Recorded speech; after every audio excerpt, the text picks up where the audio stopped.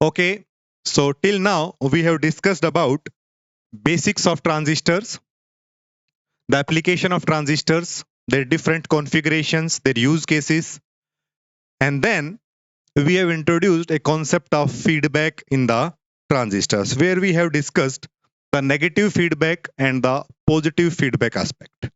Okay, so in the last lecture we have dedicated our time on the negative feedback concept where we have discussed about the impact of negative feedback in the circuit, the types of the negative feedback, the advantages of using the negative feedback in the voltage negative feedback and the current negative feedback circuits.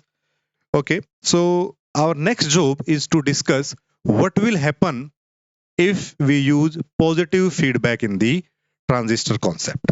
Okay, so welcome to this lecture. In this particular lecture, we will discuss about the positive feedback aspect ultimately. However, you can write down the discussion will be on the oscillator. Means when we use the positive feedback case, we discuss the case of oscillator. So transistor can be used as an oscillator using the positive feedback aspect. Okay. So initially we will discuss about what are the oscillators, how they are different from the already existing devices, how a transistor can be used as an oscillator, because ultimately we want to discuss about the transistor as an oscillator because that is what is mentioned in the syllabus. सिलेबस के according हमें transistor as an oscillator का case ही ज्यादा important है, but we will discuss the basics of the oscillator as well and why we need the oscillators and how we can use the certain transistors in oscillator mode. Okay, so let's start the discussion. You can write down the name of the topic or the name of the lecture, that is introduction to the oscillators, or you can write down transistor as an oscillator. Okay, so let me share the notes with you as well. So let's start the discussion.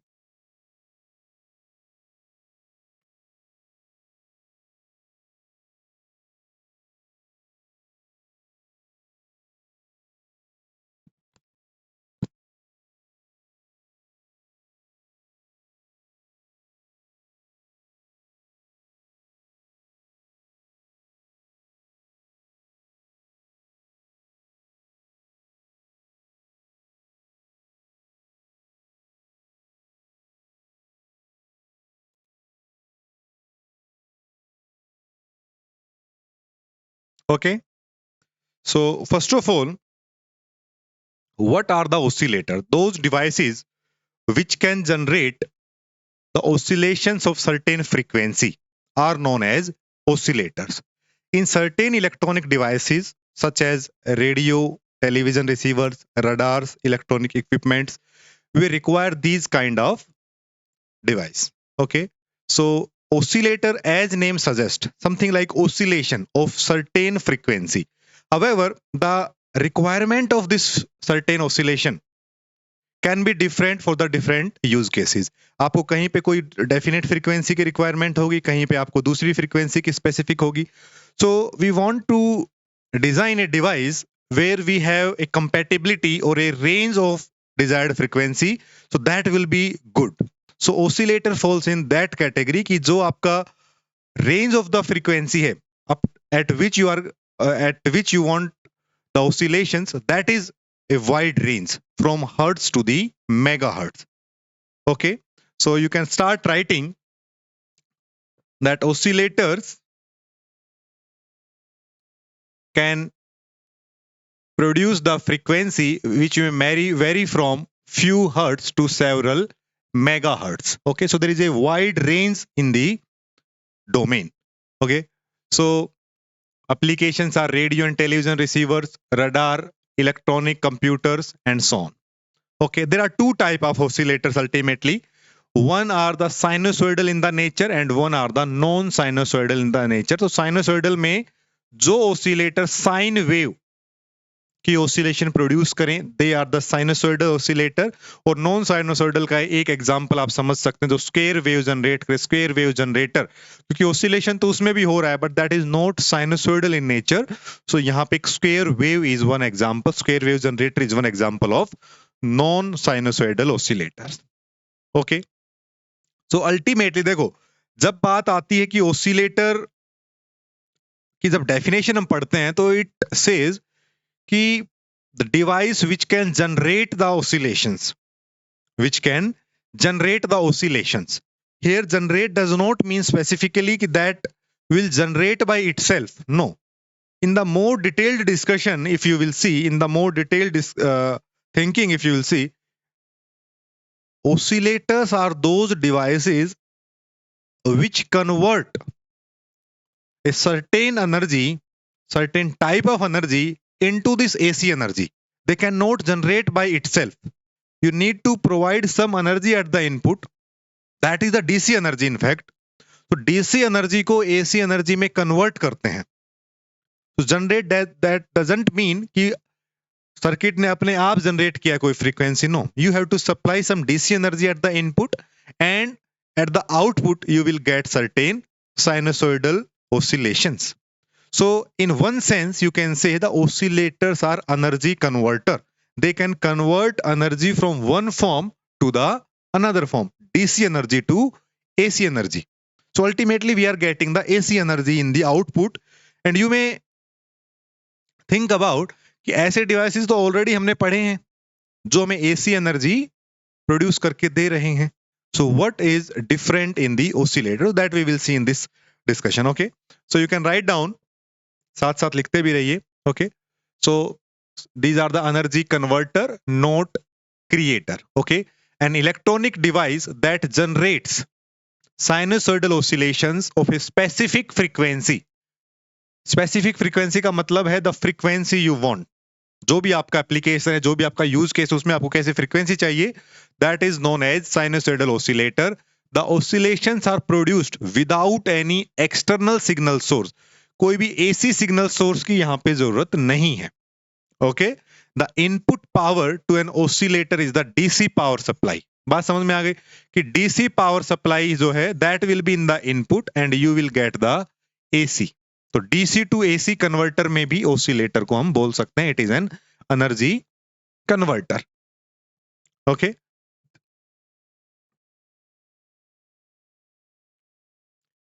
Now as we know alternators do the same thing which produce AC signal, AC energy at the output. Then why oscillator? What is the difference in this case? Okay, so alternator is a mechanical device first of all, having rotating parts, whereas the oscillator is a non-rotating device. इसमें कोई भी non rotating parts होते हैं. Alternator में mechanical device है, there will be the rotating parts associated with that. Okay, alternator converts mechanical energy to the AC energy while oscillator converts DC energy into the AC energy. DC energy to AC energy. देखो छोटे छोटे question यहाँ पे बन रहे हैं कि oscillator क्या करता है, अल्टरनेटर क्या करता है. Alternator can not produce high frequency oscillation. This is the limitation of alternator कि हाई फ्रीक्वेंसी ऑसिलेशंस प्रोड्यूस नहीं कर सकता है, whereas an oscillator can produce oscillations from a few hertz to megahertz. देखो इसकी जो रेंज है that is very large. Hertz से लेके मेगाहर्ट्ज तक की रेंज को कवर कर रहा है. सो यूज केस उसका बढ़ जाता है, right. Now, what are the advantages of oscillators? What are the advantages of oscillator? So, longer life and little wear and tear and quite silent because कोई rotating part नहीं है, कोई बहुत ही hard ऐसे कोई circuitry नहीं है जिसकी वजह से wear and tear का loss हो, बहुत ज्यादा energy loss हो. That is not the case. तो life अच्छी है, silent work करता है, noise कम है. ठीक है. They can produce frequency of wide range, ये हमने डिस्कस किया. Now frequency of oscillation can be easily changed when desired. तो जब आप frequency of oscillation को चेंज करना चाहते हैं, so that can be done easily in case of oscillators. In case of oscillator, and it has good frequency stability and has very high efficiency. So these are few advantages of using oscillators. बात समझ में आ गई? आगे बढ़े.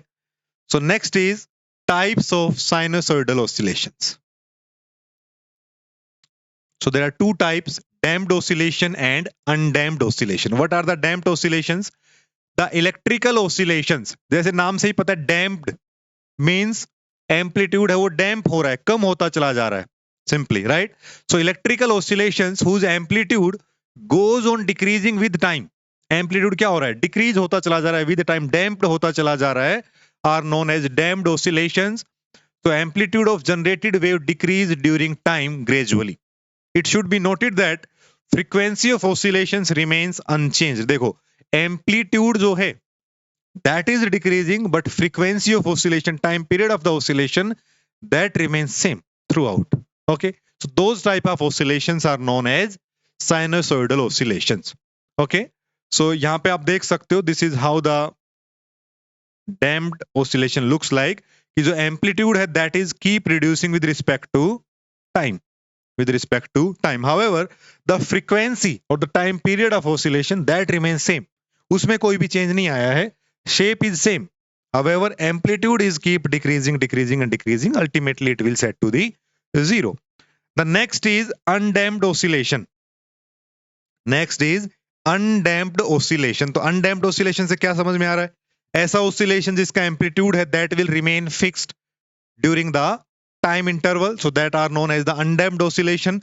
So the electrical oscillations whose amplitude remains constant with time are known as undamped oscillation, are known as undamped oscillation. So it will look like this. So amplitude will remain same throughout. Okay, and the frequency obviously will remain same. So these type of oscillations are known as undamped oscillation. Now, from your perspective, what do you think? Ki damped oscillation is of use or undamped oscillations are of use? So obviously, we want those type of oscillations which are undamped. वही तो हमारे use case उसका बनेगा ज़्यादा, right? So we want the circuitry, the discussion for those type of oscillation which remain unaffected with respect to time, and the energy losses are not associated into them, right? So let's discuss the basic of this oscillation कि oscillation कैसे produce किए जा सकते हैं. What is the tank circuit? आएंगे transistor पे, that will be our ultimate aim. But let's discuss about the oscillatory circuit. How we can produce the oscillations in a circuit with the minimal components just by giving a trigger, by giving energy at one instant. Okay, so देखो ये यहाँ से छोटे question बनते हैं. A circuit which produce electrical oscillations of any desired frequency is known as oscillatory circuit or tank circuit. So tank circuit और oscillatory circuit क्या है? जो एक सर्टेन फ्रीक्वेंसी की, एक डिजायर्ड फ्रीक्वेंसी की oscillations हमें प्रोड्यूस करके दे, that is known as the tank circuit. और tank circuit किसका मिलके बना है? L and C, inductor and capacitor के कॉम्बिनेशन से. सो यहाँ पे एक L है, that is the inductor, this is a capacitor, और ये एक स्विच S है अभी जो ओपन अवस्था में है. ठीक है, अभी ये ओपन है. जब इसको क्लोज करेंगे तो नाउ लेट्स सी कि ऑसिलेशंस कैसे होंगे. इसका मैंने डिटेल भी लिख दिया है ताकि आप इसको अच्छे से नोट डाउन भी कर पाएं, और कोई कॉन्सेप्ट मिस हो जाए आपसे ड्यूरिंग द डिस्कशन तो आप इसको दोबारा से एक बार देख सके, क्योंकि ये इंपॉर्टेंट है. ठीक है, ऑसिलेशन होगा कैसे. तो सबसे पहले लेट अस सपोज कि capacitor is charge initially, capacitor is charge initially with A DC power. Capacitor को एक चार्ज दिया गया है. सो लेट अस से कि कैपेसिटर को चार्ज किया गया है, प्लस इधर है, माइनस इधर है. So this is the polarity of the capacitor. So first point पे हमने समझा कि say capacitor is charge with the DC source and switch is now close. इसको फुल चार्ज कर दिया गया है and now switch is close. तो जैसे ही स्विच क्लोज हुआ, capacitor will start working as a battery, it will start discharging. Okay, so as the switch is closed, capacitor will start discharging by flowing of the current in the inductor. Capacitor ने क्या किया? Inductor के through current flow कराया. Okay, by this means अब जैसे ही current is flowing through the inductor, you know there is associated magnetic field, there is associated magnetic field. यहां पे जब जो एनर्जी स्टोर हुई थी दैट इज इलेक्ट्रिकल एनर्जी. भाई कैपेसिटर में कैसी एनर्जी एसोसिएटेड होती है? इलेक्ट्रिकल एनर्जी और द इलेक्ट्रोस्टैटिक एनर्जी. यस और no? Now this electrical energy is getting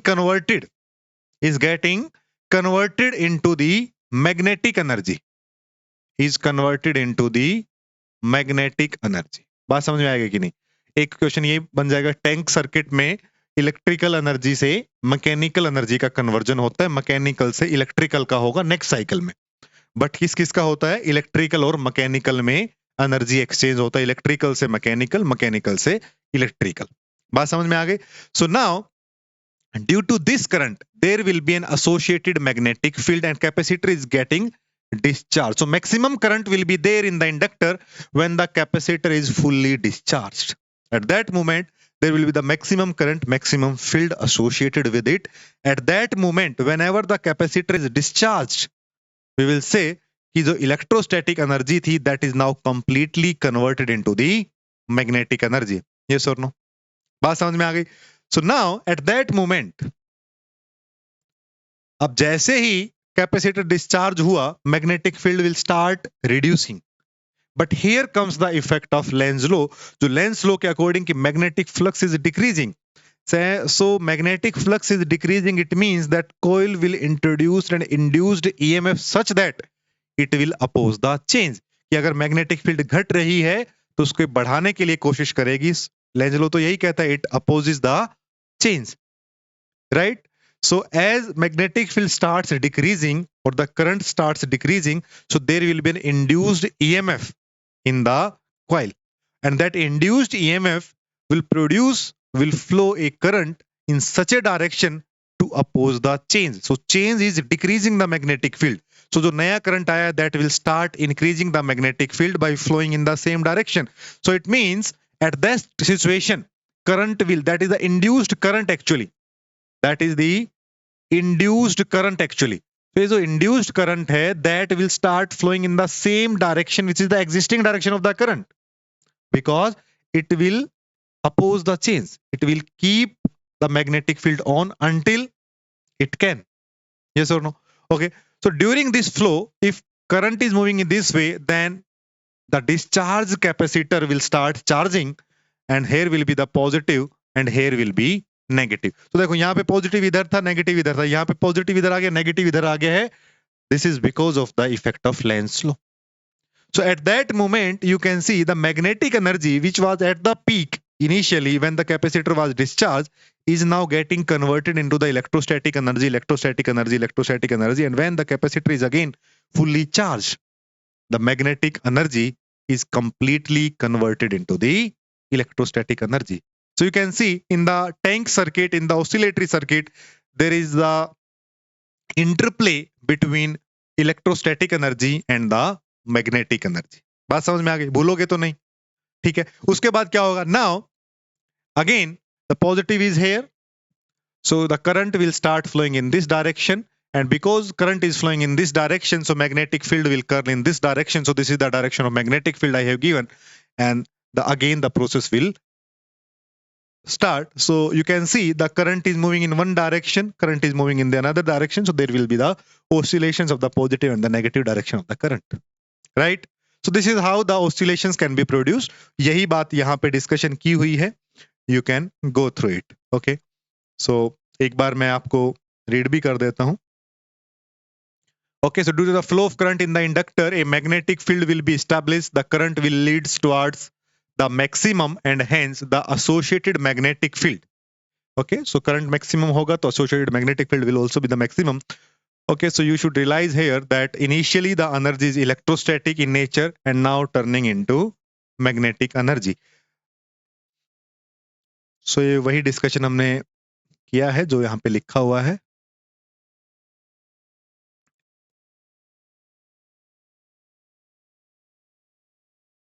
So the circuit current will be maximum when the capacitor is fully discharged. At this point, electrostatic energy is completely converted into magnetic energy. Okay, now once the capacitor is discharged, magnetic field will start decreasing.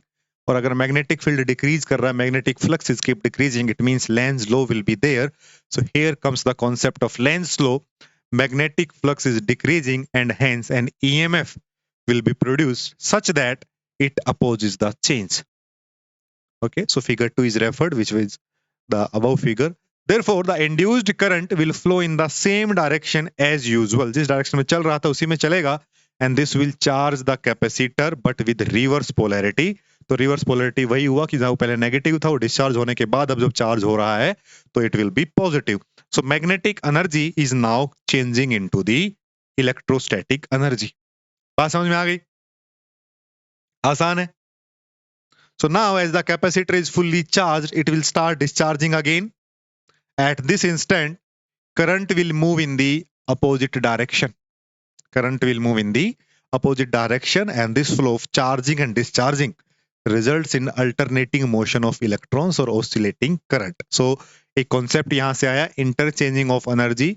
Tank circuit में या oscillatory circuit में किस किस के बीच में होती है? इलेक्ट्रोस्टैटिक एनर्जी और मैग्नेटिक एनर्जी. सी इतना बड़ा डिस्कशन, इतनी working from the exam point of view is not that important, but you should know, you should understand. अगर ये समझ में आता है तो उसके बाद ये चीजें फिर याद रखने की जरूरत नहीं है आपको. Okay, because the whole concept of the oscillator actually works on this principle of L and C और द ऑसिलेटरी और द टैंक सर्किट. तो जैसे हम कहते हैं किसी भी पर्टिकुलर डिवाइस का कोई बिल्डिंग ब्लॉक होता है, फॉर एग्जांपल जब हम वेक्टर पढ़ते हैं तो हम कहते हैं कि displacement is the basic building block of the vector quantities, because whole vector quantities turns around that displacement thing. Okay, तो वो उसका बिल्डिंग ब्लॉक है. इसी तरह से ऑसिलेटर का जो बिल्डिंग ब्लॉक है that is this LC circuit, that is this LC circuit और द ऑसिलेटरी सर्किट और दैट टैंक सर्किट. सो इसकी प्रिंसिपल एक बार हमें समझ में आ गया, इसकी वर्किंग हमें समझ में आ गई, तो फिर बाकी जितने भी टाइप ऑफ ऑसिलेशंस ऑसिलेटर्स हैं उन पे हमें टाइम डिवोट करने की जरूरत नहीं है. हम उससे बस की पॉइंट्स पिक करेंगे एंड वी कैन अंडरस्टैंड कि भाई जब L और C का जो कॉम्बिनेशन होता है that can produce the oscillations. Okay, so that was the idea behind this discussion. Okay, now the next challenge is that कि जो हमने L और C का इतना आइडियल केस समझ के किया कि जितना पहले कैपेसिटर चार्ज होकर डिस्चार्ज हुआ उतना ही दोबारा से चार्ज हो गया, क्या क्या कोई भी डैम्पिंग नहीं हुई, क्या क्या कोई भी लॉस नहीं हुआ क्या? So that was wrong. In ideal cases it is okay कि ऐसे हम उसको थ्योरेटिकली बोल सकते हैं, but in the practical cases there are always some losses associated with the circuitry. So in practical case अगर हम LC सर्किट को डायरेक्ट ऐसे लेंगे, so we will get the damped oscillation. हमें कैसे मिलेंगी?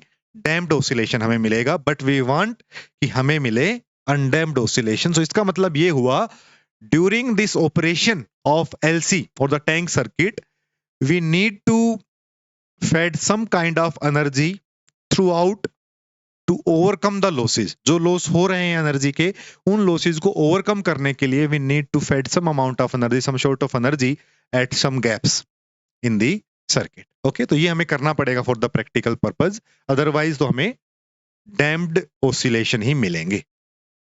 Okay, so ideally the waveform should be undamped. However, there are always some losses associated with the tank circuit. So during each cycle, a small amount of energy is lost, and the result is that amplitude of oscillation current decreases and eventually becomes zero. Therefore, we can say that tank circuit, ये question बन सकता है यहां से कि tank circuit कैसे oscillation produce करेगा. सो अगर वो खुद से टैंक सर्किट का सेटअप चल रहा है, कोई भी बाहर से कोई एक्सटर्नल एजेंसी नहीं है जो उस लॉसेस को ओवरकम कर रही है, तो that will produce damped oscillation. Okay, तो ऐसे नहीं सोच लेना है कि भाई LC सर्किट तो बेसिक बिल्डिंग ब्लॉक है, वही डैम्प देने लगा तो कहां से काम चलेगा और आप कर दो जी अनडैम्प्ड देगा. No, that is wrong. So alone और itself tank circuit provides damped oscillations. Okay, and the frequency of oscillation is given by 1 by 2 pi root LC. Very very important formula, that is 1 by 2 pi root LC. Now you can see greater the value of L and C, अगर ये factor ज्यादा होगा तो frequency will be less. अगर ये ज्यादा हुआ, if it is more, so frequency will be less. So frequency is less, it means longer will be the period. Longer will be the period और lower will be the frequency. तो यहां से तो direct concept है कि L और C की value अगर ज्यादा होगी तो फ्रीक्वेंसी कम होगी, पीरियड ज्यादा होगा. फ्रीक्वेंसी और पीरियड का relation we know very well.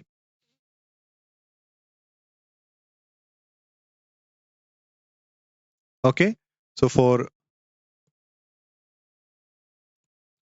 for application purposes the undamped oscillations are required. This can be done by supplying the energy in the correct amount to the tank circuit at the proper time interval to overcome the losses. The applied energy should have the same frequency. Otherwise, अगर frequency में change आ गया, so that will be a problem. That will ultimately change the shape or the frequency or the period of the system, but that should not be the case. The applied energy should have the same frequency as that of oscillation in the circuit. Additionally, the energy should be in phase. Very very important term. जो energy जो बाहर से हम अब supply करेंगे to overcome those losses, that should be in phase, वो out of the phase नहीं होनी चाहिए. And here comes the concept of positive feedback. Negative feedback में क्या करते थे? नेगेटिव फीडबैक में यही करते थे कि जो फीडबैक फ्रैक्शन आया उसको अपोजिट फेज में ऐड करते थे, such that the subtracted one which is the remaining one, that is fed to the circuit, right? But here that should be in phase, that should be in phase, और इसीलिए positive feedback will be used in the oscillator. Okay, and it should add the oscillation. तो oscillator के अंदर जो feedback energy हम दे रहे हैं, जो feedback fraction हम दे रहे हैं, that should support the oscillations, that should not cancel. Okay, so ये concept यहाँ तक clear है? So now let's move to the positive feedback amplifiers. And the positive feedback amplifier use case is oscillator. So here comes the concept of, आपको ये बात clear हो गई होगी. देखो, so a transistor amplifier with proper positive feedback can act as an oscillator, can act as an oscillator. It can generate oscillations without any external signal. So this is very important term कि without any external signal. But if you will see here, here you can see कि sir यहाँ पे तो V input लगा हुआ है, मतलब external signal दिया गया है. बट इसको अगर और डिटेल में समझें तो इसका मतलब ये है कि हमें कोई कॉन्स्टेंटली हमें एक इनपुट सिग्नल देके नहीं रखना है, वो रिक्वायरमेंट नहीं है. Initially we give this signal and we can take it out, इसको हटा भी सकते हैं उसके बाद. तो एक ट्रिगर हमें चाहिए अल्टीमेटली, कि एक ट्रिगर से एक बार शुरू हो गया, उसका कुछ फ्रैक्शन आया वो गया, कुछ फ्रैक्शन आया वो गया, कुछ फ्रैक्शन आया वो गया, तो इट विल कीप रोटेटिंग. तो एक बार अगर ट्रिगर देने के बाद इस वी इनपुट को हटा भी लिया तो भी it can generate the oscillation. That is what it means कि without any external signal. But एक बार शुरू करने के लिए for the amplifier we need that signal. बात क्लियर हुई ना? कोई डेफिनेशन में कोई झोल नहीं होना चाहिए. पहले जब हमने पढ़ा था तो हमने कहा था कि डीसी सिग्नल हमें देना चाहिए एक बार, तो वो हमने एलसी सर्किट में देखा. यहाँ पे हम कह रहे हैं जब ट्रांजिस्टर एज एन एम्पलीफायर हम यूज कर रहे हैं तो एक बार ट्रिगर के लिए हमने वी इनपुट दिया है, बट आफ्टर दैट अगर हम इसको हटा भी देंगे तो इसकी नीड नहीं है. इसीलिए इसकी डेफिनेशन में हमने ये कहा है कि it can generate oscillation without any external signal. तो दोनों चीजें कॉन्ट्राडिक्टरी नहीं है. Okay,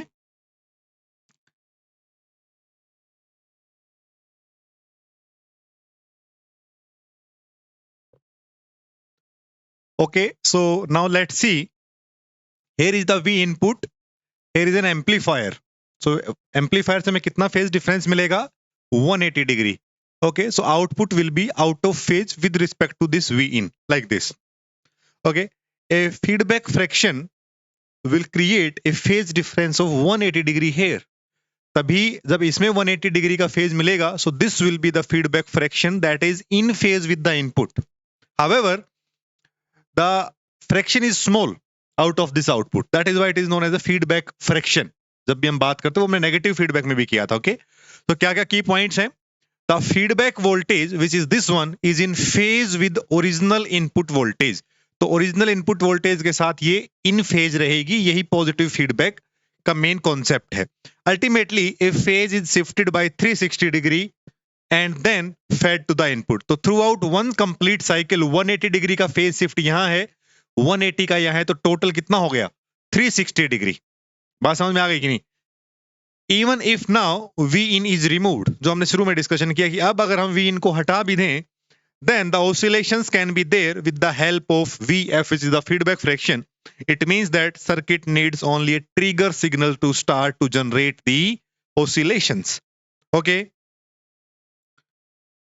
so now in order to get continuous undamped output from the circuit, this is the condition: mv into av is equal to 1. Very very important condition from the exam point of view. mv is the feedback fraction. ये v जो है ये नीचे subscript में है, and AV is the voltage gain without feedback, जो कि original amplifier का गेन है. So that should be equal to 1 for continuous undamped quality of the output. Okay. And this condition is known as Barkhausen condition. Okay. So this Barkhausen condition is very important. Barkhausen criterion, that is MV into AV is equal to 1. So once this condition is set in the positive feedback circuit, now after that undamped oscillations can be obtained. Okay. तो चाहे वो इस नाम से पूछे direct, या आपसे ये पूछे कि कोई भी पॉजिटिव फीडबैक सर्किट में अनडैम्प्ड सप्लाई आपको ऑसिलेशंस की चाहिए, तो what should be the value of this और the relation of MV and AV. So MV into AV should be equal to 1. Direct इस क्राइटेरिया के नाम से भी पूछा जा सकता है, और डायरेक्ट आपको इस तरह से डेफिनेशन बना के भी पूछी जा सकती है. ये इंपॉर्टेंट है, MV into AV equal to 1. Now what will be the voltage gain of a positive feedback amplifier? So negative feedback amplifier का gain आपने पढ़ा है. Now AVF, which is the voltage gain after feedback, is equal to AV divided by 1 minus MVAV. 1 minus MVAV. यहाँ पे ये ध्यान रखना, it will be 1 minus AVMV. Okay. So अगर MVAV is set to 1, which is the condition of the continuous undamped oscillation, then अगर इसकी value 1 रखेंगे तो 1 minus 1 equal to 0, and this tends to infinity. Now what does this infinity mean? इसका मतलब क्या ये हुआ कि गेन जो है वो इनफाइनाइट हो गया? No, it doesn't mean simply that. इसका मतलब ये हुआ कि for a very small change in the input, the output changes rapidly or by a very large amount. That is what it means. Okay, so very small input voltage would lead to finite output voltage. Infinite का मतलब काफी ज्यादा gain हो गया है. That is what it means, even when the input signal is 0. Thus once the circuit receives the input trigger, एक बार जब input trigger से सर्किट जो स्टार्ट हुआ, it would become an oscillator. बात समझ में आ गई कि जो फीडबैक फ्रैक्शन आप दे रहे हैं, भले ही वो स्मॉल है input voltage, but you will get an output which is larger और sound as compare to the input. Okay, तो ये कंडीशन ऑसिलेटर की कंडीशन है, MVAV equal to 1. That is important. बात क्लियर है यहां तक? Now let's discuss the different type of oscillators. तो टाइप ऑफ ऑसिलेटर में हम बहुत डिटेल वर्किंग पे नहीं जाएंगे. हम देखेंगे कि कौन कौन से ऑसिलेटर हैं, क्या क्या उनका प्रिंसिपल है और कैसे एक दूसरे से डिफरेंट है. वही हमसे पूछा जाएगा, बहुत ज्यादा डिटेल में जाने की जरूरत नहीं, इसलिए जस्ट एक brief introduction to the type of oscillator है. Okay, so now we know that at this point of time कि transistor can work as an oscillator in the positive feedback mode. Okay, and the main purpose of all oscillator is continuous undamped output. The main difference is which energy is supplied to the tank circuit to meet the energy losses. अब जो different type of oscillator हम पढ़ेंगे उसका हमें ये तो clear हो गया कि हमें उनसे अनडैम्प्ड कंटिन्यूअस ऑसिलेशन चाहिए, लेकिन डिफरेंस क्या है कि उनकी सर्किटरी क्या है, उसमें जो एनर्जी प्रोवाइड की जा रही है टू ओवरकम द लॉसेस वो क्या है, और कैसे उनको एक दूसरे से ज्यादा इफेक्टिव बनाया गया है. That is the case why different type of oscillator. और आपने ये अपने मास्टर्स में या ग्रेजुएशन के एक्सपेरिमेंट्स में भी जरूर कोई ना कोई ऑसिलेटर आपने पढ़ा होगा, तो वहां पे आपने देखा होगा ऐसा CRO के थ्रू आउटपुट में. Anyway, so let's start the discussion with tuned collector oscillator is one, Colpitts oscillator, Hartley oscillator, phase shift oscillator, Wien bridge oscillator and crystal oscillator. तो ये 6 type of oscillators are main oscillator, dominant oscillators. तो इनसे कोई छोटा question आपसे पूछा जा सकता है, तो वही कोशिश करेंगे यहाँ पे कि जो इंपॉर्टेंट इंफॉर्मेशन है वो यहाँ से टेक आउट हम करें. ओके, तो कौन कौन से? Tuned collector, Colpitt oscillator, Hartley oscillator, phase shift, Wien bridge and crystal oscillator. देखो किसमें क्या क्या डिफरेंस है. सबसे पहले ट्यून्ड कलेक्टर ऑसिलेटर. देखो इसको ध्यान रखना बहुत आसान है, जैसा इसका नाम है ट्यून्ड कलेक्टर. तो यहाँ पे देखो ये सर्किट है, ये सर्किट है, ये आपका ट्रांजिस्टर है. Okay, so at the collector of the transistor there is the tuned circuit या tank circuit, LC circuit. Okay, तो जो LC सर्किट है, जो टैंक सर्किट है, which that is at the collector node of the transistor. Corresponding to that, there is another inductor L2. So this L2 and L1 will behave like transformer कि जब L1 में जो generation होगी voltage की, so that will correspond in the L2 as well using the transfer phenomena. तो ये primary और secondary की तरह काम करेंगे. That voltage oscillation of L1 which is because of C1 will now send to the L2 depending upon the coupling constant and the inductance of these. Okay इसी पे तो डिपेंड करेगा कि उसकी कपलिंग कैसी है, इनका इंडक्टेंस कैसा है. तो ये हमने ट्रांसफॉर्मर्स में पढ़ा था, राइट. तो देखो क्या क्या है. तो tuned circuit L1 C1 is in the collector and hence the name. तो ट्यून्ड कलेक्टर सर्किट नाम क्यों हुआ? क्योंकि जो इसका जो टैंक सर्किट है that is now associated with the direct collector. यहाँ पे एक बैटरी है, ये स्विच है, ओके, एंड R1 R2 ये वोल्टेज डिवाइडर के थ्रू एक सप्लाई दी गई है. Okay so frequency of oscillation क्या होगी इसमें, क्योंकि मेन जो कंपोनेंट्स हैं they are L1 and C1. Okay so 1/2 pi under the root L1 C1. Okay so this circuit is the tank circuit which is responsible for the oscillation. L1 and L2 are magnetically coupled and works as primary and secondary of the transformer. बात समझ में आई? The next is the capacitor C. This capacitor C वैसे पूछेगा नहीं कि oscillator में जाके इतना डिटेल में आपसे पूछा जाए, बट फिर भी the capacitor C provides low reactance path to the oscillations. You know that कि कैपेसिटर का जो रोल है वो एसी के साथ क्या होता है, डीसी के साथ क्या होता है, इंडक्टर का रोल है वो एसी के साथ क्या होता है और डीसी के साथ क्या होता है, राइट. तो इन case of AC capacitor allows, otherwise in the DC जब म्यू उसका जीरो हो जाता है तो reactance become infinite and the vice versa for the case of inductor. Anyway so now let's understand the working of it. And biasing इसमें किसके through the गई है, that is the potential divider arrangement, जो कि हमने potential divider biasing में पढ़ा था. सो that is the most widely use और वही यहाँ पे यूज की गई है, ठीक है. So this is one case of tuned collector. Working देख लो एक बार क्या है, वर्किंग के बाद एक इसी की वर्किंग देख लो, उसके बाद जो है फिर आपको हर एक की डिटेल की वर्किंग में जाने की जरूरत नहीं है, आपको आइडिया हो जाएगा. देखो as the switch S is close, जो स्विच आपने देखो सर्किट बनाया,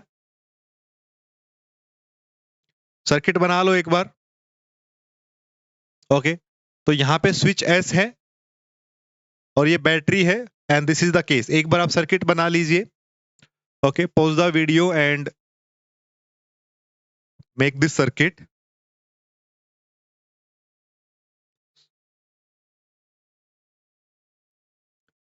Okay so now let's come to the working.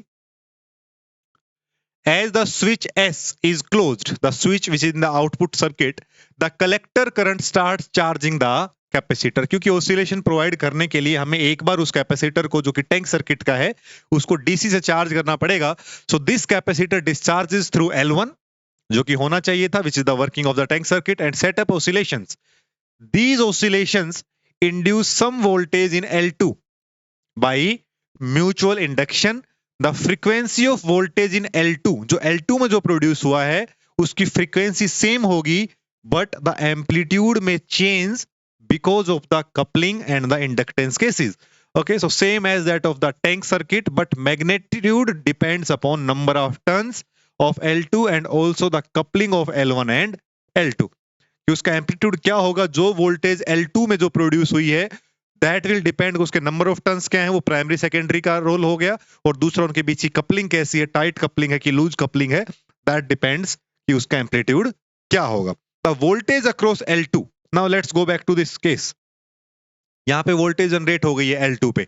So this voltage generate is now in the input of this transistor. Okay तो जो L2 पे जो वोल्टेज यहां पे जो जनरेट हुई है that is now fed to the input circuit of the transistor. Okay so the voltage across L2 is applied between base and emitter and is amplified by the transistor action. अब ये हमें पता है कि transistor as an amplifier कैसे use होता है. तो जैसे ही वो इनपुट उस पे आई है so that is now amplified by the transistor. The number of turns of L2 and the coupling it adjusted. देखो that is very important question here कि जो L2 का नंबर ऑफ टर्न्स है और उनकी कपलिंग कैसे रखनी है, दैट डिफाइंस कि जो एनर्जी लॉसेस हैं वो कैसे ओवरकम हो रहे हैं, कितनी energy is fed back. Okay, so the number of turns of L2 and coupling it adjusted such that the losses of tank circuit can be overcome. Okay, so वही output में जाएगा, आउटपुट पर से फिर से वो एक फ्रैक्शन दो है that will be in the charging discharging of the capacitor. Now what will happen to the phase. अब हमने एक कंडीशन समझी कि ऑसिलेटर के केस में फेज जो है that should always be in phase with the oscillation. तो 360 डिग्री का फेज चाहिए हमें टोटल साइकिल में. So a phase shift of 180 degree that is created between L1 and L2. तो जो L1 में जो ऑसिलेशंस हैं वो जब L2 में आ रहे हैं तो 180 डिग्री का phase difference is created there by the transformer action. And a phase shift of 180 degree ये कौन दे रहा है, common emitter amplifier is created between the base emitter and the collector circuit due to the common emitter configuration. हमें पता है common emitter जो है वो 180 डिग्री का फेज शिफ्ट देता है. तो टोटल कितना होगा 180 इसका 180 इसका. तो जो दोबारा जो आएगा वहां पे that will B 360 and it will be in phase with the oscillations. बात समझ में आ गई. हर ऑसिलेटर में हमें ऐसा चाहिए, अदरवाइज हमारा जो मेन प्रिंसिपल है आइडिया है about the positive feedback that will B violated. Okay, तो 180 डिग्री कौन दे रहा है, ट्रांजिस्टर, और 180 डिग्री कौन दे रहा है, जो ट्रांसफॉर्मर एक्शन हो रहा है दैट इज वन. ओके, तो the energy feedback to the tank circuit is in phase with the generated oscillations. Okay, तो यहां पे इतना ध्यान रखोगे. अगले पे चलते हैं, Colpitt's oscillator. So this is the circuitry of Colpitt's oscillator. यहां पे the difference is that, main difference is that कि यहां पे ये आपका सर्किट है tank circuit. C1 and C2 two capacitors are placed in series and center tapped with a choke or an inductor L. So this is the circuit. और एक RF choke यहां पे है and this is again R1 R2 and again the same thing. तो वहां पे जो simple LC circuit था उसको कुछ इस तरह से मॉडिफाई किया गया है. देखो क्या क्या यूजेज हैं इसके. So it uses two capacitors and placed across a common inductor L. दो कैपेसिटर एक इंडक्टर के साथ हैं and the center of the two capacitor is tapped. Here it is. Okay, तो इसका जो फ्रीक्वेंसी निकालना हुआ कभी तो क्या होगा, F is equal to 1 by 2 pi under the root L into CT. CT is the total capacitance. और दोनों सीरीज में हैं तो सीरीज में कैपेसिटेंस कैसे जुड़ते हैं, C1 C2 by C1 plus C2. बात समझ में आ गई क्या. So this is the frequency of oscillation for the Colpitt oscillator. ये इंपॉर्टेंट है ये formula, right. Now this C1 C2L, this circuit is the feedback circuit too and produces a phase shift of 180 degree. इसकी जब working हम देखेंगे so you will see कि यहाँ पे 180 डिग्री का फेज शिफ्ट मिलेगा, लेकिन हमें डिटेल में नहीं जाना. ये भी हम ओवर द रोप ही कर रहे हैं, मतलब इतने की भी जरूरत नहीं है, बट स्टिल अगर आप समझे तो इस पूरे सर्किट में इतना ध्यान रखिए कि जो भी फीडबैक सर्किट है वो 180 डिग्री का फेज शिफ्ट आपको दे रहा है. ठीक है, again overall feedback is in phase with the oscillation. 180 degree इसका और 180 डिग्री अगेन ट्रांजिस्टर का, राइट. सो जो फीडबैक फ्रैक्शन अगर आपसे कभी पूछ ले कि अगर दो कैपेसिटर C1 और C2 इनकी वैल्यू आपको गिवन हो और फिर आपसे पूछ ले जाए कि जो फीडबैक फ्रैक्शन होगा वो क्या होगा, that is given by C1 by C2. C1 by C2. Okay, और जो ये RF चोक लगा हुआ है that is a inductor at positive here. तो यू सी कि यहाँ पे पॉजिटिव इंडक्टर का क्या काम होता है, डीसी सप्लाई के लिए जीरो रिएक्टेंस और एसी के लिए finite reactance, right. So the RF choke is used to decouple any AC signal on the power lines from affecting the output signal. की कोई भी जो AC सिग्नल कपल होके आ रहा है उसको डीकपल करने के लिए, ताकि वो यहाँ पे उसके साथ सेटअप ना करे और ऑसिलेशंस को चेंज ना करे, इसलिए RF चोक यहाँ पे यूज किया गया है. So these are the circuitry. तो बात समझ में आ गई. ये इंपॉर्टेंट फॉर्मूला है, ये इंपॉर्टेंट है और ये इंपॉर्टेंट है इस केस में, और ये इसका सर्किटरी है ऑफ द कोलपिट्स ऑसिलेटर, जहां पे दो कैपेसिटर एक इंडक्टर के साथ टैंक सर्किट बनाते हैं. बात समझ में आ गई. आगे बढ़े, the next is Hartley oscillator. तो हार्टली ऑसिलेटर समवट कोलपिट ऑसिलेटर का ही एडवांस वर्जन है, दूसरा वर्जन है जहां पे दो इंडक्टर्स को एक कैपेसिटर के साथ जोड़ा गया। वहां पे क्या था, दो कैपेसिटर एक इंडक्टर, यहाँ पे दो इंडक्टर एक capacitor. So this is the case here. Okay, somewhat similar to the Colpitts oscillator, here two inductor L1 and L2 are placed across a common capacitor C and center of the inductors is tapped. बस उसका just एक opposite सा version ही है, जहां पे जो काम वहां पे कैपेसिटर्स का ज्यादा था, यहाँ पे इंडक्टर दो यूज हो रहे हैं, कैपेसिटर एक यूज हो रहा है। ठीक है, तो देखो इसकी जो फ्रीक्वेंसी ऑफ ऑसिलेशन है that is given bye 1/2 pi, capacitor is C, capacitance is C and L1 L2 are in series, so total is given by LT, और LT क्या होगा, L1 plus L2 plus 2M, so this 2M is the factor because of mutual inductance। बात समझ में आ गई? तो ये फॉर्मूला यहां से बन गया, सर्किट आपको पता चल गया है। A phase shift of 180 degree is provided by the common emitter and of 180 degree is provided by L1 L2 voltage divider। Okay, तो वही 360 यहां भी मेंटेन्ड है। फीडबैक फ्रैक्शन वहां पे C की फॉर्म में था, यहाँ पे L2/L1 है, that is L2/L1। So this is the feedback fraction in Hartley oscillator. तो ये यहाँ पे फॉर्मूला बन गया, बात समझ में आ गई? So next is phase shift oscillator. As its name suggest, phase shift oscillator, इसको समझते हैं थोड़ा। अभी तक हमने जो भी ऑसिलेटर पढ़े हैं उनमें हमने देखा है कि L और C के फीडबैक सर्किट्स हमने लिए हैं, L और C के फीडबैक सर्किट्स हमने लिए हैं। So now we will change something here to overcome the limitations of those LC oscillators। Okay, so till now energy supplied to the tank circuit was in phase with the generated oscillation।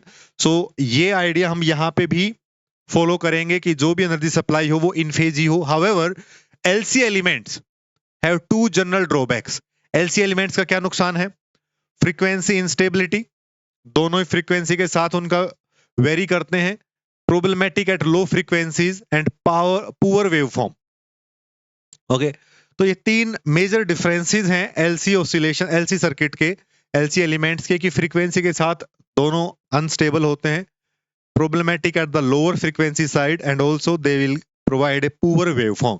तो solution for that is resistive capacitive network, कि L और C की जगह हम are और सी का network use करें। किसका? Resistive capacitive element, RC network, resistance and capacitance का।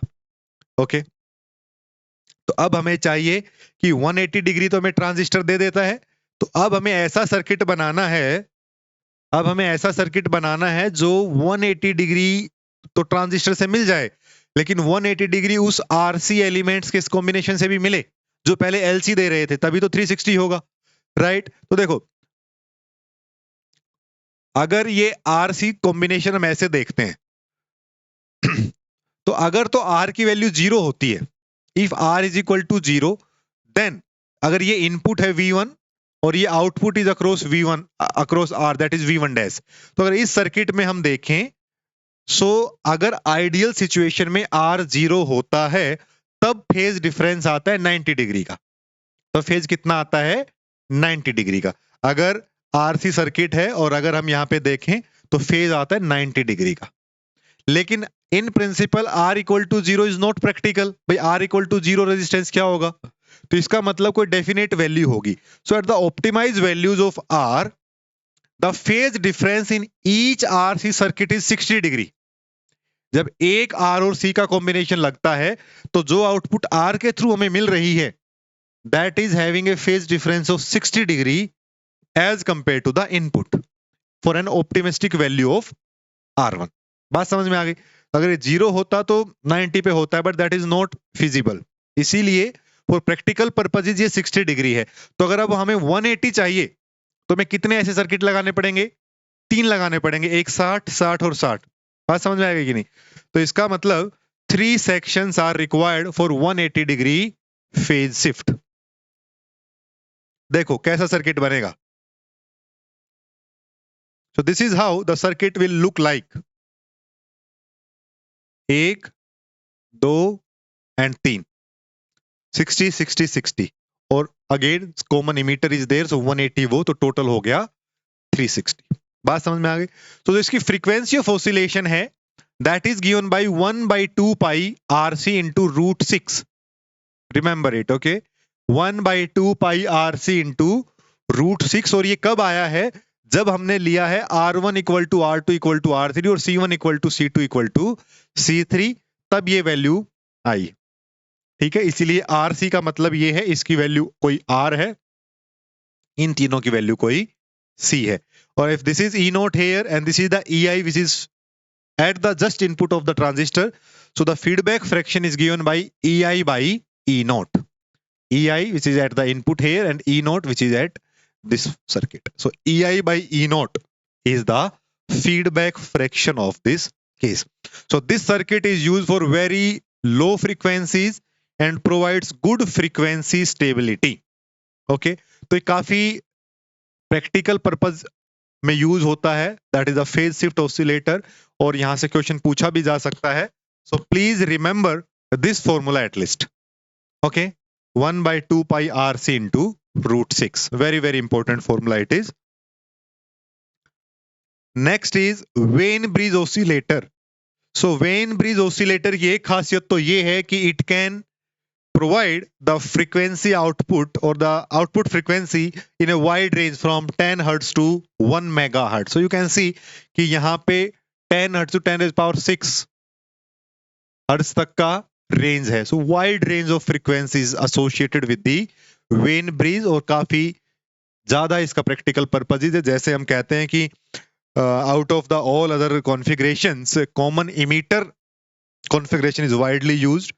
Out of the all other biasing condition, potential divider is the mostly widely. Similarly, in these cases, vein bridge oscillator is the most widely used oscillator. Okay, so this is how the circuitry looks like. यहाँ पे दो transistor use होते हैं, T1 and T2 first of all, and here is a vein bridge type circuitry associated at the input of the transistor T1. So this is R1 and C1, R2 and C2. This is some tungsten lamp, that is LP, and this is some resistance R3. So let's understand just basic of this circuit, and here is the output. Now see, so this resistance R3 and this tungsten lamp LP are used to stabilize the amplitude of the output. Okay, इनका use क्या है? To stabilize the amplitude of the output. Now this transistor T1 serves as an oscillator and amplifier T2. अब देखो यहां पे हो गया है एक ऑसिलेटर होने के बाद इसने 180 डिग्री का फेज शिफ्ट दिया है। तो हमें, चूंकि हमें 180 डिग्री और चाहिए, तो उसके लिए हमने एक और ट्रांजिस्टर यूज किया है, दैट इज दिस वन। तो ये यहां से 180 डिग्री और ऐड करके टोटल 360 डिग्री कर देगा, so that it can be fed back into the same phase. Okay, तो पहला ट्रांजिस्टर का यूज है as an amplifier, sorry as an oscillator, की ऑसिलेशन प्रोड्यूस करता है, and also 180 degree phase. But the second one is providing the 180 degree phase shift, इसके लिए इसको इन्वर्टर भी बोला जाता है, to invert the phase by 180 degree. तो ट्रांजिस्टर T2 जो है वो इन्वर्टर की तरह काम करता है, ट्रांजिस्टर T1 है that works as an oscillator. And now see what is the frequency 1 by 2 pi R1 C1 into R2 C2, R1 C1 into R2 C2, ये इसकी frequency of oscillation हो गई है। Overall 360 phase shift by 2 transistors are given. Clear है? आगे बढ़ते हैं। Now what are the limitations of LC and RC oscillators? Okay, so that is not that much used for the exam point of view, but if we want to study a different type of oscillator, then we must know what are the limitation or the drawback of the existing ones. Okay, so if any component in the feedback network is changed, अगर feedback network में कोई भी component change किया जाता है, कोई भी element change किया जाता है, so it will shift the operating frequency of the oscillator, उसकी operating frequency will be changed. बात समझ में आ गई? क्योंकि वो that is depending upon the R1 and C1 values. Okay, the resistor and the inductor defines the frequency and they are temperature dependent too. Hence with the temperature values the behavior can change. So with the temperature variation the behavior of these elements, resistor and the inductor, may vary, and that may ultimately vary the behavior of the circuit overall. Hence, in order to maintain constant frequency throughout, piezoelectric crystals are used. अब यहां से question बनता है, piezo electric crystals जो है, यहां से question पूछे जाने की संभावना काफी ज्यादा है. ठीक है, तो इन सभी को ओवरकम करने के लिए, to get the constant frequency over time और to get a minimal variation with respect to the temperature, piezoelectric crystals are used. So piezoelectric crystals can also be used as an oscillator. So oscillator of this type are called crystal oscillator. Okay, तो crystal oscillators में बात करें तो piezoelectric oscillator कहें या crystal oscillator कहें, आपको समझना है कि बात सेम ही है. And their frequency, very important, their frequency changes by less than 0.1% due to temperature. So you can see the variation in the frequency with respect to the temperature is very less. That is why they are used over the oscillator which are carrying LC or RC elements. So let's understand the basics of this piezoelectric effect. piezoelectric effect होता क्या है? पहले तो piezoelectric effect simply यही बात है कि जब भी कोई AC सिग्नल हमने अप्लाई किया है, so corresponding to that the crystal will vibrate and produce a signal of the frequency. Okay, so when we apply an AC voltage across the crystal, crystal के अक्रॉस हमने एक AC voltage apply की, they vibrate at the frequency of applied voltage. Also तो देखो, जब AC voltage apply की है तो वाइब्रेट करके frequency they are producing. However when they are compressed और प्लेस्ड अंडर मैकेनिकल स्ट्रेन, अगर उनका वाइस वर्सा भी करें कि दे आर कंप्रेस्ड और प्रोवाइडेड स्ट्रेन टू वाइब्रेट, अगर उनको वाइब्रेट किया जाता है, they produce an AC voltage as well. दोनों तरह का काम हो गया, right. The crystal which exhibit piezoelectric effect are known as piezoelectric crystals. Clear है? तो इनमें से ये एग्जांपल आपसे पूछा जा सकता है कि एग्जांपल क्या है. Quartz is one, tourmaline is one and Rochelle salt is one. ये तीन बेसिक हैं. इसमें से क्वार्ट्ज जो क्रिस्टल है that is most commonly use for these purposes. Okay, तो पीजोइलेक्ट्रिक क्रिस्टल बात समझ में आ गई कि under the mechanical strain they vibrate and produce AC signal, or under the effect of the AC signal they produce vibration and can produce the signal.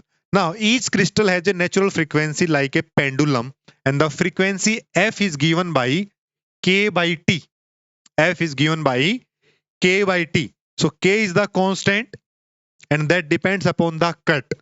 तो cut का मतलब है कि along which axis the cut is made. So that is a more detailed thing, उसमें हम नहीं जाएंगे.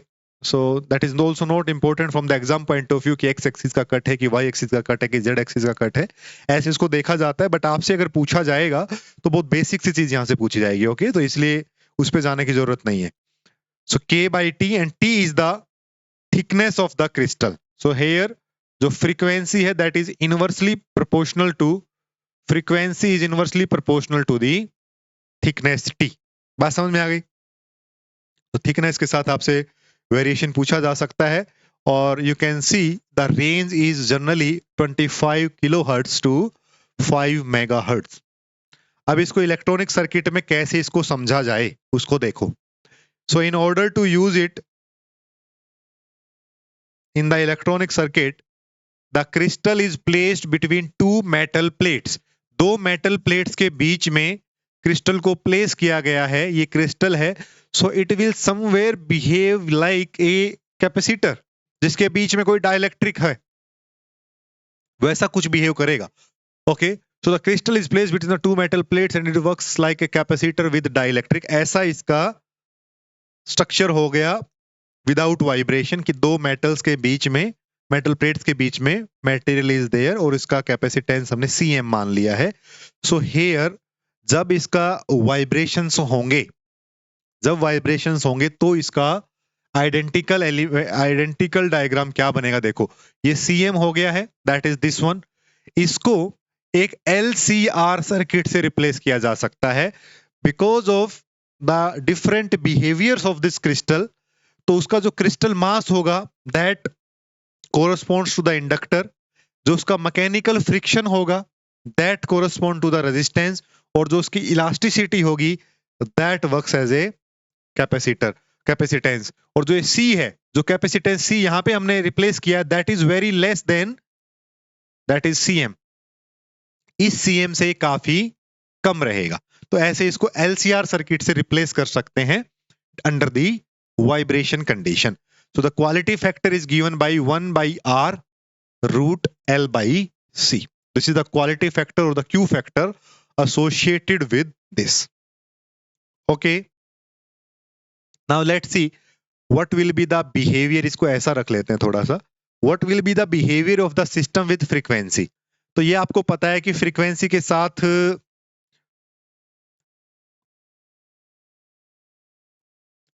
ये इंडक्टिव रिएक्टेंस जो है उसका है, फ्रीक्वेंसी के साथ डायरेक्टली प्रोपोर्शनल होता है, और कैपेसिटिव रिएक्टेंस है वो इनवर्सली प्रोपोर्शनल होता है विद द फ्रीक्वेंसी। तो वही केस हम यहाँ पे यूज करेंगे।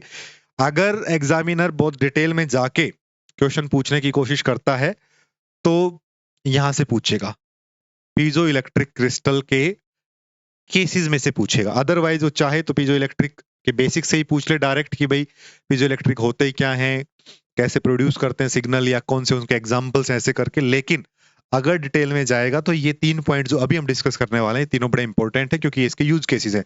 तो first of all let us see at low frequency what will happen. Just understand कि जब लो फ्रीक्वेंसी होगी so this XC will be very high, capacitive reactance will be very high and the inductive reactance will be very low. जब low frequency होगी तो right, so at low frequency the overall impedance will be controlled by XCM and XC. Impedance will be very high. तो impedance ज्यादा होगा तो जो overall impedance आ रहा है उसके अंदर जो ज्यादा कंट्रीब्यूशन होगा वो किसका होगा, कैपेसिटिव रिएक्टेंस का होगा, क्योंकि लोअर फ्रीक्वेंसी पे कैपेसिटिव रिएक्टेंस ज्यादा होता है। भाई समझ के चलिए कि इंपीडेंस क्या है, ओवरऑल रेजिस्टेंस मतलब। तो ओवरऑल रेजिस्टेंस जो सर्किट का है, अब जब लो फ्रीक्वेंसी है तो ये तो कम है, or R is R, that is not depending upon the frequency, but at lower frequency this XC will be very high. So for the lower frequency is as XC is dominating, so overall contribution में XC will be more. So जो भी impedance होगा that will be controlled by this XCM which is this one and because of this XC, because ये दोनों ही ज्यादा रहेंगे यहाँ पे, right? So impedance will be high at this moment. Okay. Now, as frequencies increase, अब frequency बढ़ने लगी है, so this RLC, this circuit will approach towards resonance frequency.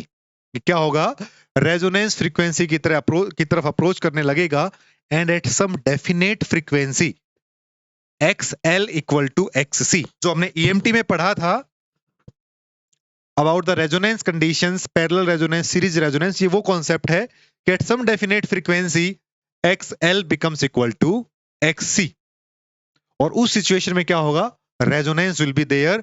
So at that situation crystal will now act as a series resonant circuit. क्या होगा, series resonant circuit होगा, और जो overall impedance होगा that will be very low equal to R, क्योंकि XL और XC बराबर होने के बाद कैंसिल आउट हो जाते हैं एक्सएल माइनस एक्सी करके, राइट? वो इंपीडेंस का फॉर्मूला आपने उसमें देखा, जो हमने ईएमटी में पढ़ा था, उसको देखना जरूर आप, right? So impedance will be very low at the series resonance. तो देखो, जो लो फ्रीक्वेंसी से फ्रीक्वेंसी जब बढ़ी है तो सीरीज रेजोनेंट सर्किट बना है, ठीक है? तो सीरीज रेजोनेंट कब बनता है, एट मीडिएटिंग फ्रीक्वेंसीज, और उसकी जो फ्रीक्वेंसी होगी, frequency of resonance series resonant circuit की, that will be 1/2 pi root LC hertz. Okay, अब उससे ज्यादा फ्रीक्वेंसी और बढ़ाते हैं अगर, at more higher frequencies net reactance will become inductive in nature. कारण क्या है, क्योंकि जो XL है that is depending upon frequency, more will be the frequency, more will be XL, however more will be the frequency, less will be the capacitive reactance. तो capacitive reactance का effect अब कम होने लगा है, इंडक्टर का बढ़ने लगा है, इसीलिए जो ओवरऑल इंपीडेंस है उसके अंदर कौन ज्यादा होगा, इंडक्टिव रिएक्टेंस ज्यादा होगा, पहले का बिल्कुल opposite. So it will be parallel resonant circuit and FP will be given by 1/2 pi L into CT, and CT is C into CM, C plus CM, because they are in, both of them are in the circuit. At frequencies more than FP, अगर इस frequency से parallel resonant वाली frequency से भी ज्यादा frequency बढ़ा दी जाए, crystal will act as a short circuit. देखो कितने क्वेश्चन बन सकते हैं, बनाने वाले के ऊपर बात है कि piezo electric crystal short circuit की तरह कब काम करेगा, जब frequency resonant series resonant circuit से फ्रीक्वेंसी से कम होगी या ज्यादा होगी, पैरेलल से कम होगी या ज्यादा होगी, या वेरी लो होगी या वेरी हाई होगी। बन गया क्वेश्चन यहाँ पे, राइट। सिमिलरली कि उस फ्रीक्वेंसी पे क्या होगा, कौन सा इंपिडेंस डोमिनेट करेगा। इन 3 पॉइंट्स के अंदर ही कम से कम 4 से 5 क्वेश्चन बन सकते हैं अगर बनाना चाहें तो। बात समझ में आ गई। सो this is about the oscillator, basics of the oscillators. हमने शुरू में पढ़ा कि ऑसिलेटर होते क्या हैं, कैसे एलसी ऑसिलेशंस टैंक सर्किट में जनरेट होते हैं, उसके बाद कैसे हम पॉजिटिव फीडबैक सर्किट का यूज करके ट्रांजिस्टर को एज एन ऑसिलेटर यूज कर सकते हैं, कौन कौन से डिफरेंट काइंड ऑफ ऑसिलेटर हो सकते हैं, for example tuned collector, Colpitt, Hartley, Wien bridge, RC, phase shift and the piezo electric crystal और द क्रिस्टल ऑसिलेटर, और उनका सभी का बेसिक एक आइडिया हमने देखा। So that is more than enough for the oscillator from your exam point of view. I hope आपको समझ में आया होगा। In case of any doubt please feel free to discuss. Okay, so this is the case of bipolar junction transistors. So till now in the BJTs we have discussed about the basics of the BJTs, their use cases, how to use BJT as an amplifier, how to get the different configuration of the BJT. In the BJT is a current controlled device, means the input current is responsible for controlling the output characteristics. So it is a current control device having two junction. One is the forward bias and output, one is the reverse bias for the normal active conditions. And then we have discussed about the negative feedback as well as the positive feedback phenomena of these BJTs. Okay, so this is all for BJT, that is a bipolar junction transistor, where two type of charge carriers were there. So in the conclusion of this lecture, I have discussed 2 or 3 small questions as well, which is the BJT is a current controlled device. Output characteristics depends upon the input current. They are bipolar because they have 2 type of the charge carriers, electron and holes, and so on. So here we stop our discussion on the BJTs, that is bipolar junction transistor. Our next job is to discuss the second type of the transistors, which we have introduced in the beginning of the transistors, that is field effect transistors, FET. Okay, so we will discuss that in the next lecture about the field effect transistors. There we will discuss about the JFET and the MOSFET, basically their basics, their operations, and how they are different from the BJTs. Okay, so this is all for this particular lecture. In the next lecture, we'll start with a new topic. Bye-bye. Have a good time. Okay, in case of any doubt, please do not hesitate, ask, discuss, and clear it. Okay, so see you in the next lecture. Bye-bye.